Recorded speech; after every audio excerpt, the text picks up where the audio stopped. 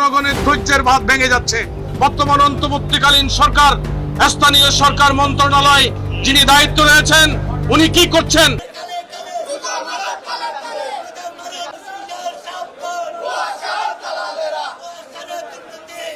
বসায় এখানে city corporation drain বানায়, এখানে কারো কোনো কোঅর্ডিনেশন নাই। সিটি গভর্নমেন্ট করা না হলে চট্টগ্রামে জনগণের অস্তিত্ব থাকবে না। এখানে যে অরাজকতা হচ্ছে, নগরবাসী কষ্ট পাচ্ছে। এই রমজান মাসে নির্বিচ্ছিন্ন পানি দেওয়ার কথা বলেছে, কিন্তু সেটা একমাত্র কথামালা। আমরা আজকে অনেক লোকজন এসেছে, সারা শহর থেকে এসেছে।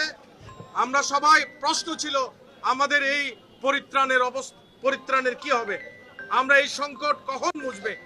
আমাদের চেয়ারম্যান সাহেবের সাথে আমরা কথা বলেছি, উনি আমাদেরকে আশ্বস্ত করেছেন ওনারা খুব দ্রুতভাবে কাজ করবেন। আজকে থেকে উনি আমাদেরকে পানি দেওয়ার কথা বলেছেন। আমরা যদি আজকে থেকে পানি পাই, আমরা ইনশাল্লাহ আমাদের কোনো অসুবিধা হবে না। জনগণের ধৈর্যের বাঁধ ভেঙে যাচ্ছে। বর্তমান অন্তর্বর্তীকালীন সরকার, স্থানীয় সরকার মন্ত্রণালয় যিনি দায়িত্ব রয়েছেন, উনি কি করছেন? চট্টগ্রামের মানুষ পানি পাচ্ছে না, হাহাকার চলছে, লাইন কাটা যাচ্ছে, লাইন মেরামত হচ্ছে না। দিনের পর দিন মসজিদে মানুষ নামাজ আদায় করতে পারছে না, ধর্মকর্ম করতে পারছে না, পরিবারের কাজকর্ম পর্যন্ত করতে পারছে না। অন্তর্বর্তীকালীন সরকারের যিনি দায়িত্ব রয়েছে, ওনার কাছে আমাদের দাবি এবং আবেদন হচ্ছে এই পরিস্থিতি সুরাহা করা।